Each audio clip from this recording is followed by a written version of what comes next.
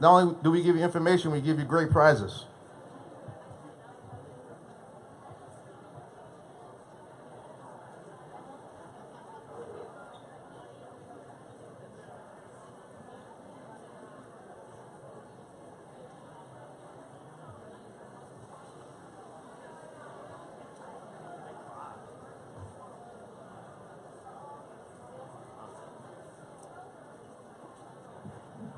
First one, A3A7278。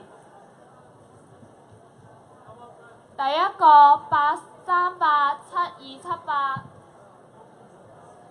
First one, A3A7278。If it's your number, just come up. Second one, 8387239。A3A7239。8387239。A3A7239。The third one is A3A7202。8387202。Third is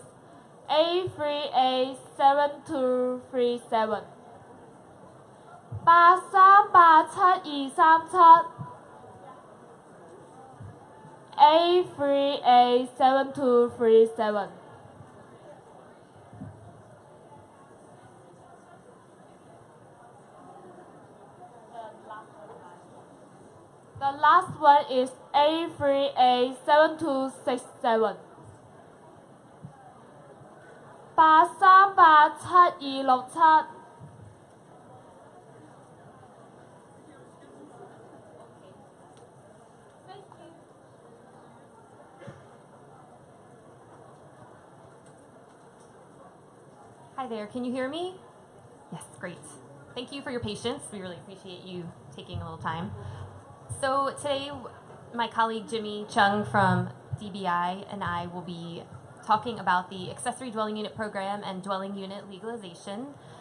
What we're going to do is provide you a general overview of the programs from the planning and building code perspectives, and then at the end we have a few of our kind of top 5 frequently asked questions that we've heard from the public, and then we'll definitely open it up to some of your questions.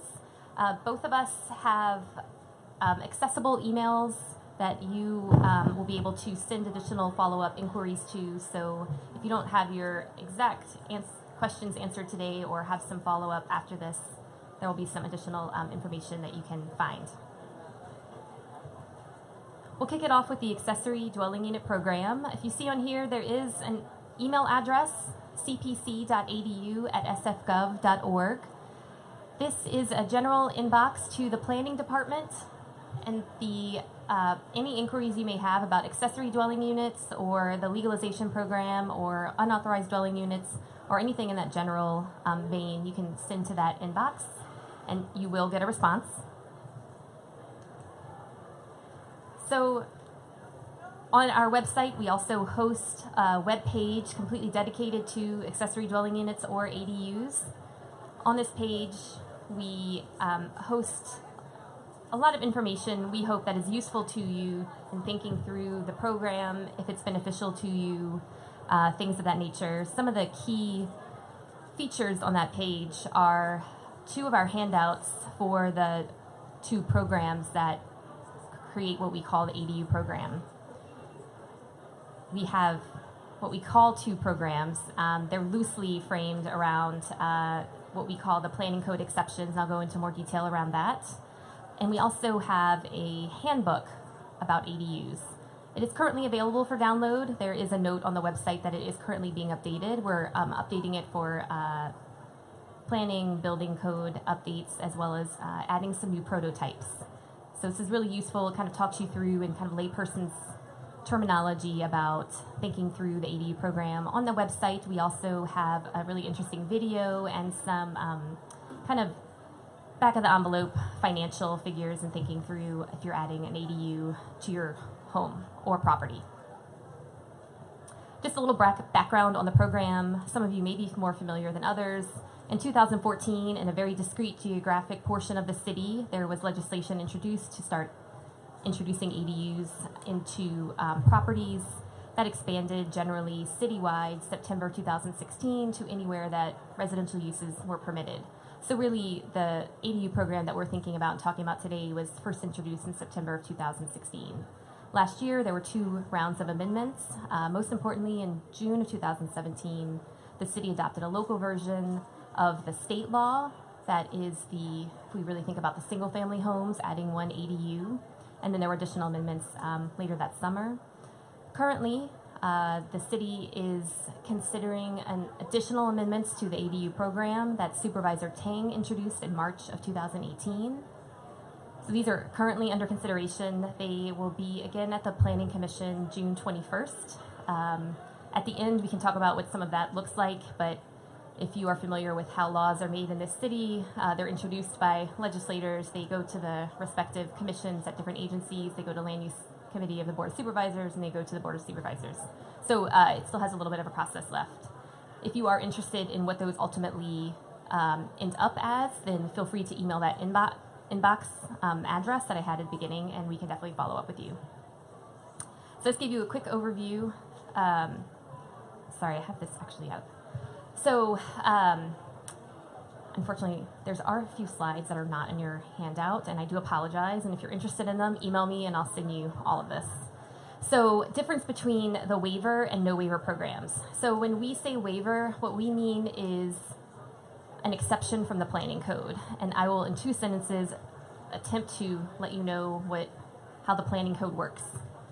I'm joking, that's not really going to happen in 2 sentences, but basically the planning code defines basically the size and shape of your building and the use of your building, including how many dwelling units you can have on your property, and things such as dwelling unit quality, how much open space needs to be on your property, the size of your rear yard. So that's kind of in a nutshell.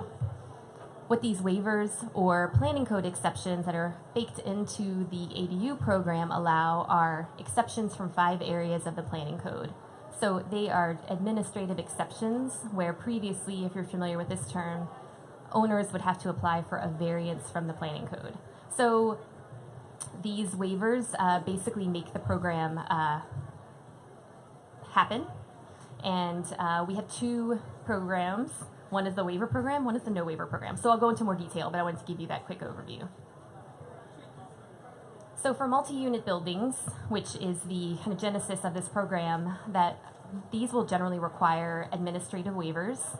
And in this program, the ADUs must be added within the existing built envelope, as it has existed for 3 years. Minor infill is permitted here, but you're basically adding the ADU within the existing built envelope. No major expansion is permitted.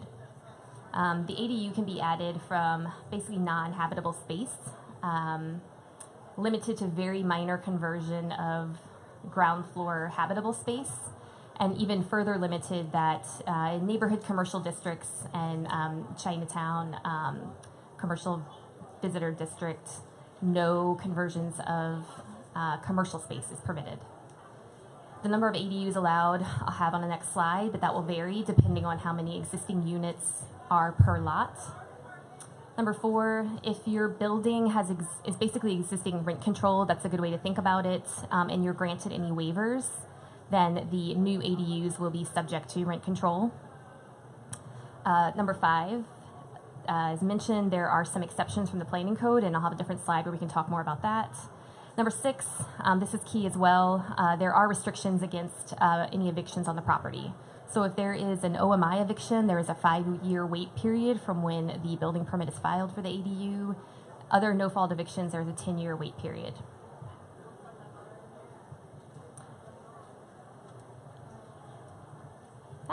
sorry, don't know how to work technology. So for the number of ADUs allowed, 4 or less existing dwelling units on a lot, 1 ADU is permitted. Greater than 4, so 5 or more on a lot, it's an unlimited amount. 4 or less existing dwelling units. If you have 1 existing dwelling unit, then 1 ADU would be permitted.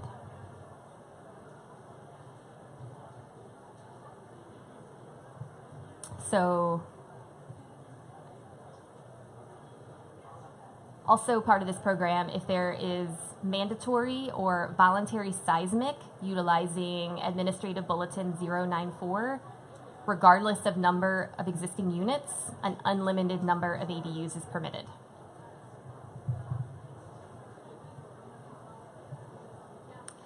So let's talk quickly about the administrative waivers, or those exceptions that I referenced that are permitted through the ADU program. So these are not something that you separately request. These are implemented through the approval by planning of the building permit.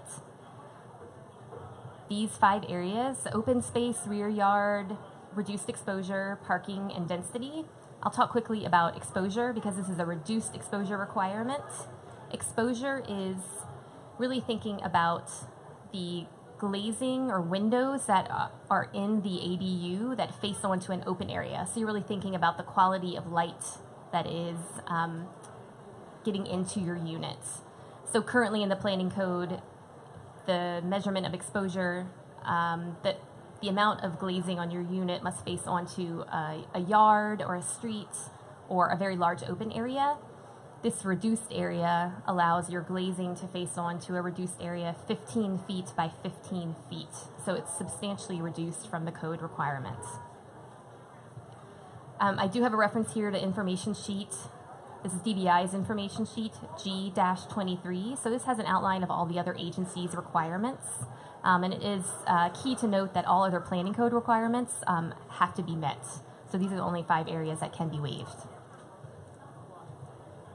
Yes?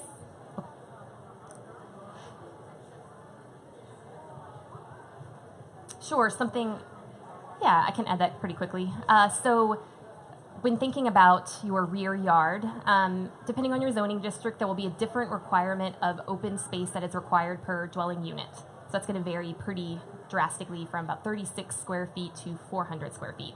So it'll vary. Each unit must have access to common open space. So it will really depend on each scenario. If units all have access to an existing open space, it must be retained. If you're adding a unit, say in a storage area in the ground floor, that the addition of that unit cannot cut off access to the open space that maybe other tenants or maybe the single family home may have had. So we're thinking about quality units, and so it's not just the light, we're also thinking about access to open space and things of that nature. So that's something that is important. So thank you for asking that. So that's primarily about our waiver program. Now we're going to talk a little about our no waiver program. And so this is only about single family homes interested in adding 1 ADU. So this is a slightly separate program. This is our local version of state law. These, as I have in this little bullet here, cannot obtain any waivers from the planning code. So they must have code compliant open space, code compliant exposure, cannot be seeking any intensification of their rear yard. Really the only waiver that is baked into this portion of the legislation of the code is that 1 unit is permitted above density. So if you're familiar with our planning code, there are certain zoning districts that only allow 1 unit per lot. If you're very familiar, that would be RH1D and RH1. And so really this program is going to be applied in those zoning districts because this is going to allow 1 unit above density and no parking is required. Here's some more details we can go through. This might answer your question. So again, number 1, within this program, expansion is permitted. So you could potentially double the size of your home. Again, we have a lot of other planning code guidelines and regulations that talk about how large that expansion could potentially be. The residential design guidelines talk about expansions, and that does require our neighborhood notification process in the planning department currently. That unit can be, that new ADU under this program can be really created from anywhere in the existing home. So in this particular program, the no waiver program, if you wanted to divide the home in half and make half of it the ADU and have the other half as a single family home still, that's permitted under this program. Again, the number of ADUs allowed is only one. This program is really thinking about the single family home and adding one unit. The language here is that the unit can be rented and it may be subject to the rent ordinance. It's not that it's going to be subject to rent control. It really depends on a whole lot of things about the existing unit and tenancy and things of that nature. Again, there's no administrative waivers, so everything else must be code compliant with this. And there are no eviction controls on this particular program, so there's no weights related to any evictions, such as the other program. So this is just a nutshell of the no waiver single family home. Again, this is our version of state law if you've been reading about that. Again, these are more details about that program. We can talk more details if you are a single family homeowner or work on single family homes and really want to learn more. But I'll leave that here. So we're going to talk a little about the dwelling unit legalization program. I think we might save some of the questions to the end. So dwelling unit legalization program is thinking about legalizing that ADU that you may have on your property, so that unwarranted unit. And this currently allows 1 unit per lot to be legalized. Supervisor Tang's legislation that I referenced earlier is also currently considering some changes to this legislation. So if you're interested in following that, again, please send an email to cpc.adu@sfgov.org and we can let you know when that becomes final. So again, this is a voluntary program that remains as a rental unit. The applicant really starts with the Department of Building Inspection and their screening form. The staff at Counter 8 at DBI determines eligibility because the owner has to provide proof of tenancy prior to January 1st, 2013. So that's a key part of participating in this program. This program does allow or does have baked into it a plan review fee waiver. So there is an incentive here that provides some relief to owners to really go through the legalization program, but there is that requirement to provide a proof of tenancy. Through this program, the planning code also does waive the same 5 areas as the ADU program, but it's no longer the reduced exposure. Exposure is just waived. So again, open space, rear yard, exposure, parking, and density are all waived to allow these units to be legalized. They do need to meet all other planning code requirements as well as all building, fire, life safety requirements as well.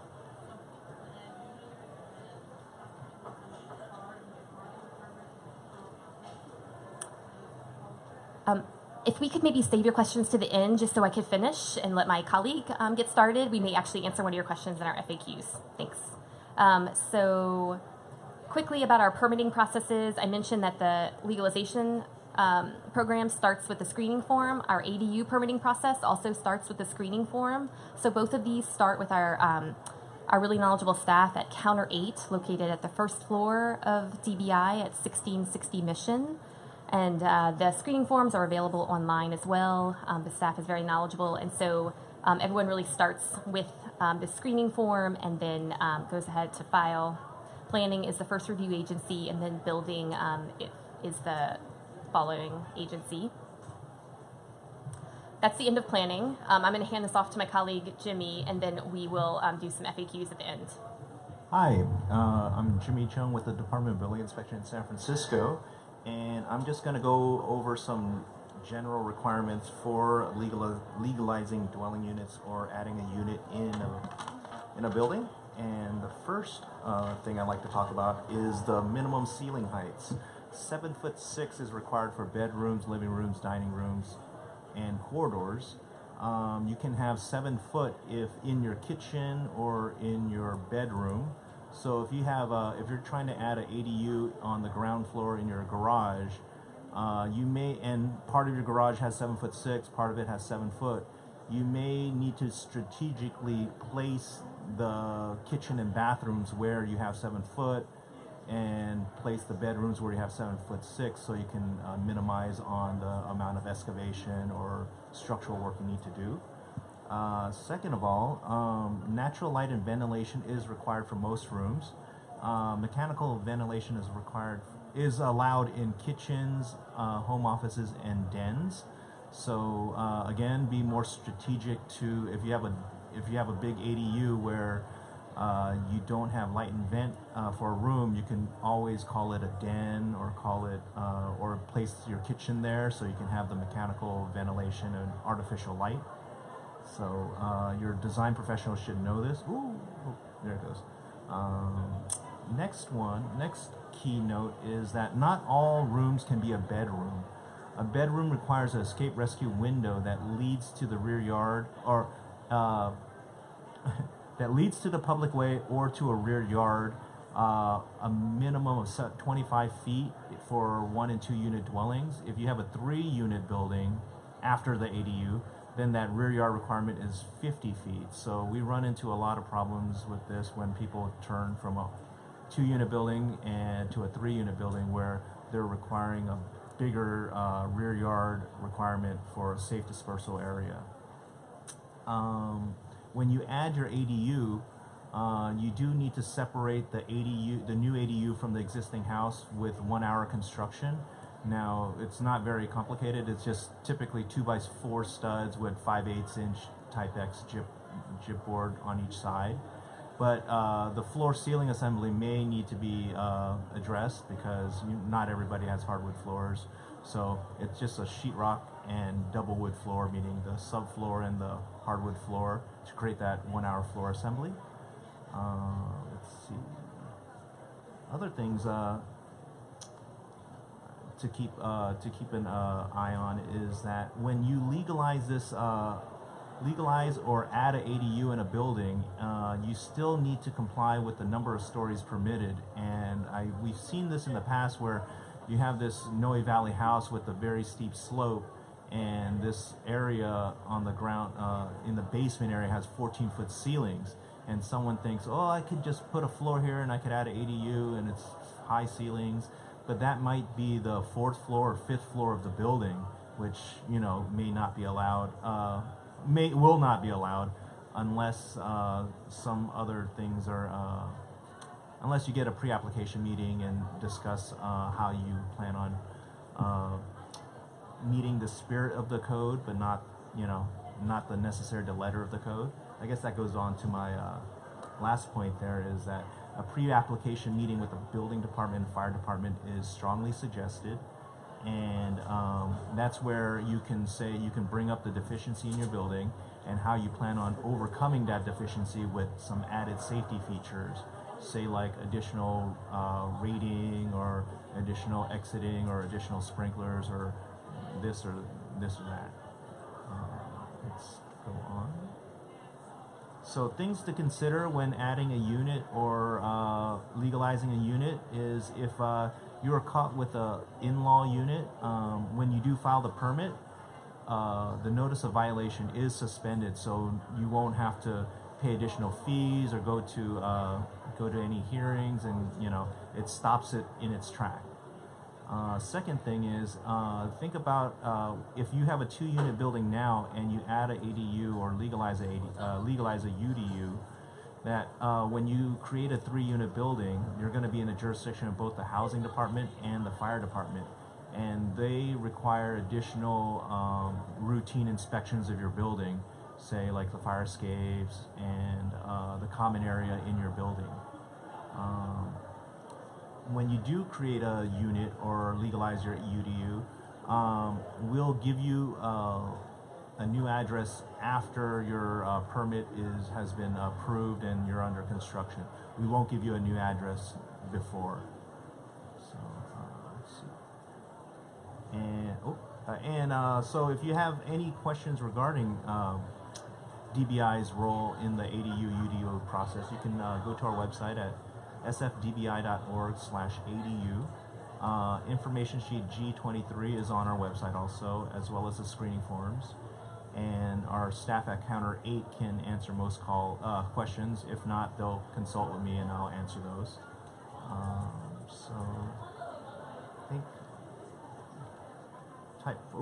typo. So I think we have 5 questions that are the most common questions. 3 of them, we're just going to go through them right now. So this is a question that we receive a lot at the planning department, but I think Jimmy and I might jump in a little on these responses. Can I build an ADU in a new structure in my rear yard? The simple answer is no, not right now. And there's a few reasons why, and there's a few caveats as well. The current programs require the ADUs to be incorporated into existing buildings. So the language in both programs is the ADU, for the waiver program, must be incorporated into a building that has existed for at least 3 years. For the single-family program, an ADU can be added, and you can make an addition to the home, and the ADU can be incorporated to an existing home. So there's no waiver kind of baked into the program for this new construction. If you have an existing structure, maybe just an old cottage or a garage in your rear yard that you are interested in converting into an accessory dwelling unit, that is permissible through the program. So the new construction, we don't have a mechanism at this time for that, but if converting a structure that currently is not a dwelling unit, we do have a mechanism for that.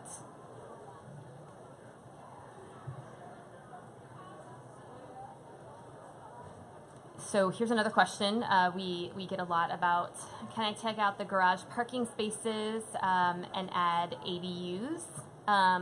So there's a few components to this.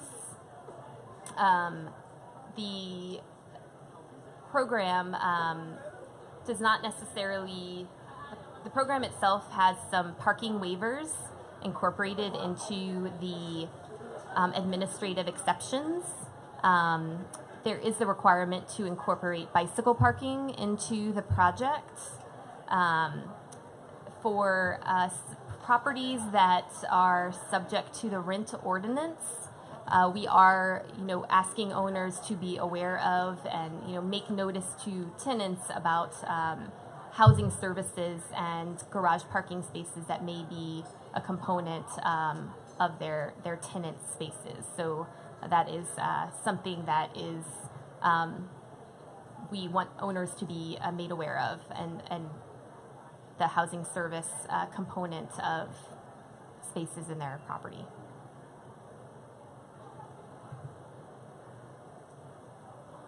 We get a lot of this question. I kind of did cover this. Will the new ADU be subject to rent control? And this depends a little on if your building is currently subject to the rent ordinance and has units that are subject to rent control. If you are adding unit ADU or ADUs that receive any of the waivers from the planning department, then the legislation, our lawmakers have incorporated into the planning code and the whole program that the new ADU would therefore be required to be subject to rent control, and that requires the owner to enter into a regulatory agreement with the city for that. Okay. Want to talk about that? Fourth question is, how many ADUs are allowed in a building? Turns out we talked about that earlier in a slide, and if you have a building with 4 or less units, then you can only add 1 ADU. If you have 5 or more units in your building, you can add unlimited ADUs. You'll probably be limited to the amount of space you have in there and the exiting. So you know it's but those are the ordinances. Okay, unlimited. Oh, I was told that seismic upgrades. If you seismic upgrades. If you do a soft story seismic, you can add unlimited ADUs. Seismic upgrade. If currently we have a ordinance law that says all 5-unit or more dwellings with 3 or more stories of Type 5 construction have to be seismic upgrade or soft story have to have their soft story seismically upgraded. So we want to give them an incentive. You know, we ask for them to spend $200,000 on something. We want to give them an incentive to make their money back. And adding an unlimited number of ADUs in there is a good way to kind of have that carrot for these for these building owners. Oh, we could talk about that later. Yeah, it sounds like so. Not for single family homes. Yeah, not for single family homes. So the last question or last common question is, can I waive any building code requirements? The answer is going to be no. While you can't waive any requirements, you can talk to senior staff members in a pre-application meeting to bring up code deficiencies and how you can mitigate that through putting other safety measures. And I think I spoke about that earlier too. But I am more than happy to talk about it more on a one-on-one basis. So that's our presentation. Marcel and Jimmy, this is a very complicated topic, and they spend a lot of time breaking this down to make sure that they're clear and concise. We have time for about 5 to 6 questions, so queue up to the microphone.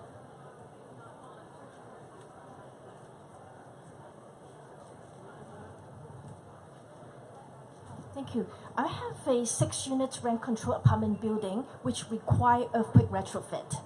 And then currently planning already approves 4 ADUs in the garage space, which existing tenant have a couple of those. And my question is, if at the end, these 4 approved units, I can only do 3. And what happened to the remaining one that got approved? When the tenant move out, or in the future, maybe 1 year later, the tenant want to give it up for some buyout. Can I, at that time, already after the construction is completed, can I put in a permit or anything that get back this 1 unit that has been approved, that I have not performed the construction? Thank you for your question. That is a little more detailed. I might have to talk with you offline specifically about your project. Happy to do that after. I would have to know a little more about your project, unfortunately. Okay. Thank you, though. Please feel free to come talk to me after. On a 4-unit or less, if it's a voluntarily seismic upgrade, it can go to unlimited. Can you hear me? Yes. Okay. For a building for a lot that has a building with 4 or less units, if it is going to concurrently undergo the voluntary seismic pursuant to Administrative Bulletin 094, then it will be permitted to add unlimited number of ADUs on that lot, And on as long as they can fit in that existing right. building envelope. And on the ADU, do you have to provide kitchens? Kitchens are required in ADUs. Accessory dwelling units are dwelling units, so they have to conform to the planning code definition, which requires they have cooking facilities and Building department and housing department, which requires cooking facilities. You can choose to do something called a rooms down, which does not require a kitchen, that's not ADU. but that's not ADU. Now, you've referred to state law. What is the state law, and where would we find it? Is it part of administrative code or housing code? Where is it? Sure. So you're asking. I made a lot of reference to our local version of the state law. What is the state So law? sure, it's the state law about secondary units. So that's about single-family homes adding. I'm not familiar secondary with it. unit. Is it in a particular section of the So it's California Code? Yes, it would be located there. I don't have the exact reference for you, but if you would like to email me, I could send that to you. Thank you. Sure. Hi, you said at this point in time if you want to build an ADU in your backyard, it has to be incorporated into the current structure. Is that correct? Are there any plans to change that situation? So I know that there is interest by members of the public. Members of the public often, provide a lot of feedback and input and direction to our laws. So that's my thinking, is that there may potentially be legislation that way, but I don't know if that's How do we begin to give that feedback? Sure. And to whom? Yeah, your supervisor, Okay. planning commission. The planning commission will be hearing the current round of amendments next Thursday. If you want to attend the hearing, you can. If you want to send emails. This legislation was introduced by Supervisor Tang, so if you wanted to reach out to her office, that might be a good idea as well. Uh-huh. Okay. And are you going to give your email before we finish? Sure, I have cards as well, Oh, great, so you're more than okay. welcome to come visit with me, yes. I was curious if it's possible to convert the ADU into a TIC. The TIC structure is not something that the planning department knows much about. There is a lot of language in the code related to subdivision, which I believe is a different property ownership structure than TIC. So if the ADU, there's a few things related to subdivision. Generally, it's prohibited for the new ADU if the property is undergoing the mandatory or voluntary seismic, AB 094, concurrently. The property would retain eligibility to be entered into a condo conversion program if one were, in the future brought online. So that's one incentive to consider if you have a multi-unit building to undergo, if you're required to undergo mandatory or choose to undergo the voluntary. If your current building is already subdivided and has been, it's very detailed, we could talk in more. If the current building has been condoed for a while and has no rental units, there is potential that the ADU could be subdivided. Okay. So you have to go through a subdividing process in order to put an ADU in there in the first place, right? No, generally speaking, the ADU is always going to be kind of attached to the building or another condo. It's going to be like an appendage, like I like to say. Okay. There's general prohibition against subdivision of the ADUs. Okay. Specifically, you mean making it into condos, right? You're talking Correct. Sorry, we use the term subdivision, Right. condominium. The technical term is The subdividing TICs it. are fine because the TICs are not a condo. TIC is not a structure that we regulate. Right. That's different. That's a private kind of property ownership structure that we don't regulate. It doesn't come through the Department of Public Works Bureau of Street Management and not referred to planning. So And I want to talk to an attorney about that. So condo conversions, you said, you can or can't do? Cannot. Cannot. Okay. Yeah. Thank Pretty you. much don't happen anymore in San Francisco at all. Like, those are Yeah. pretty much gone. You mentioned garages and other cottages. In San Francisco, a lot of older homes will have garages and other cottages that don't appear on your records, but are sometimes decades old. Would a thing like that be convertible into an ADU? With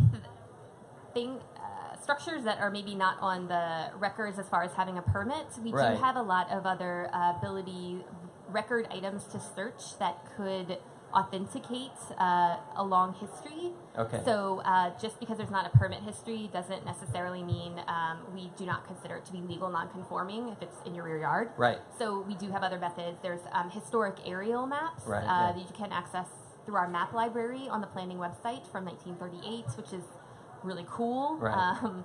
And then we have historic Sanborn maps we have access to. You have access to those as well at the public library on the 6th floor. And those are just two off the top of my head. Is there any sort of like age that you would be looking for? Just a rule of thumb, like if it's more than 2 years old, if it's more than 10 years old? I'm just. So if you look at the San Francisco property information map, that is in the permitting history in that particular tool. That kind of gets us a date around the 80s. Okay. So we would kind of know if it was built after that date without a permit. I see. And then prior to that, we have some other tools that would help us establish if there's been a structure there for decades. Thank you. Yep. Hi, mine is my question is actually a kind of a follow-up on that. If, say, upon like purchase of a home and that home has an ADU, like a not legalized ADU in the basement, but not rented out, so you don't have that like proof of tenancy in that unit previously. Like, is there a way? Is there still a path forward despite not ever having anyone live down there? Sure, we have, there's a few ways to consider the tenancy. If you're a new homeowner, you could ask the previous homeowner. There's various methods that I think the Counter 8 TSD staff would Previous bills, such like that. Just basically, it might be a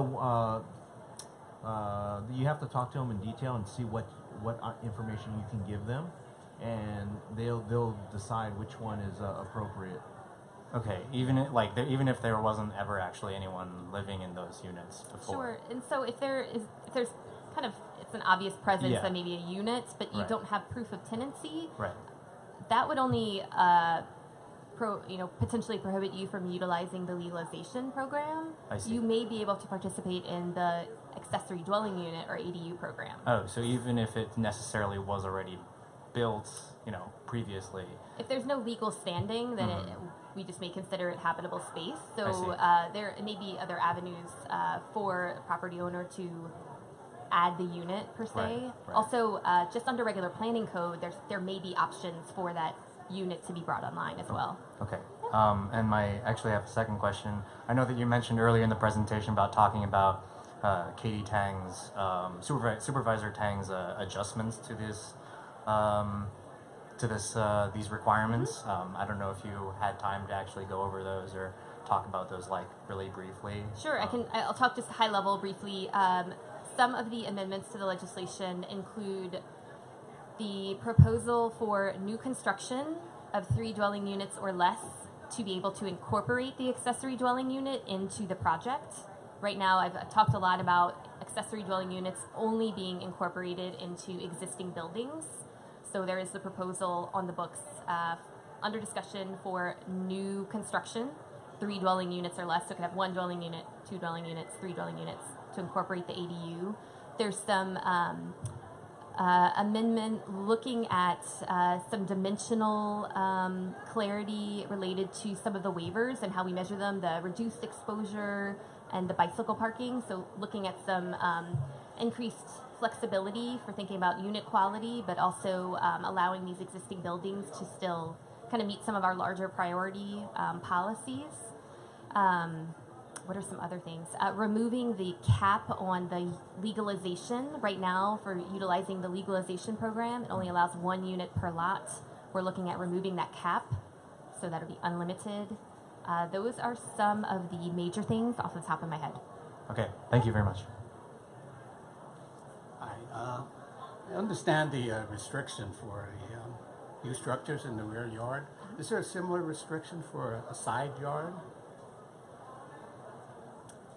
So in San Francisco, one zoning district has required side yards. That is the RH1D zoning district, and so that is in San Francisco. When we think about where you can build on your property, we have this buildable area, so your lot coverage area. So only in one district is it kind of expressly prohibited to build in that side yard. Mm-hmm. So it would really depend on what zoning district you're in. And if you're thinking, are you a single family? Think about Yes. a single family home. Mm-hmm. So it would depend a little on what your address is, and we could help you find that. Some of my colleagues are staffing a table, and we could help you work through where you are. It may be possible, dependent on where your home is located. Mm-hmm. There's a lot of districts where that's not prohibited. Okay. All right, thank you. Thank you for the questions. 2 last things. First, let's give Marcel and Jimmy a round of applause. This is a very tough subject and very complicated, and I really appreciate their professionalism in breaking it down so that it's understandable. And 2, raffle. We have a raffle coming up. Carolyn, 5 more prizes.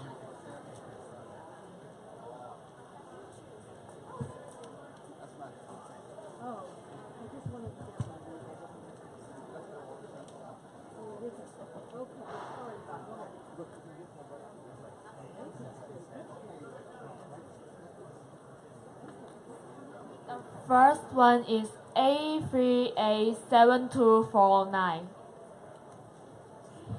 838729. Second time A3A7249.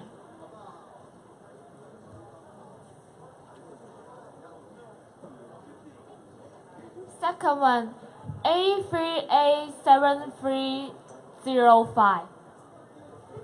838705. Second time A3A7305. 838705. The last time A3A7305. 838705. The first A3A7276. 838726. Second time A3A7276.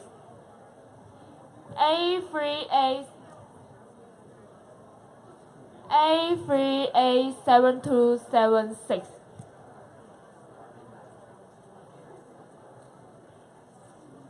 Fourth A3A7325.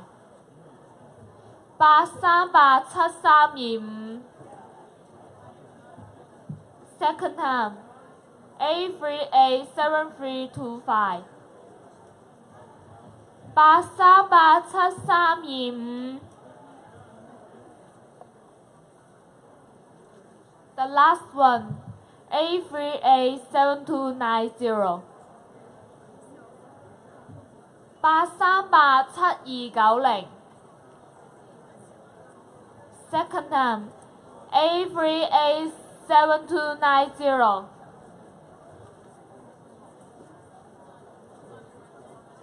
Okay, thank you. They'll be available. They have a booth right over here on the other side. They'll be available to answer your questions.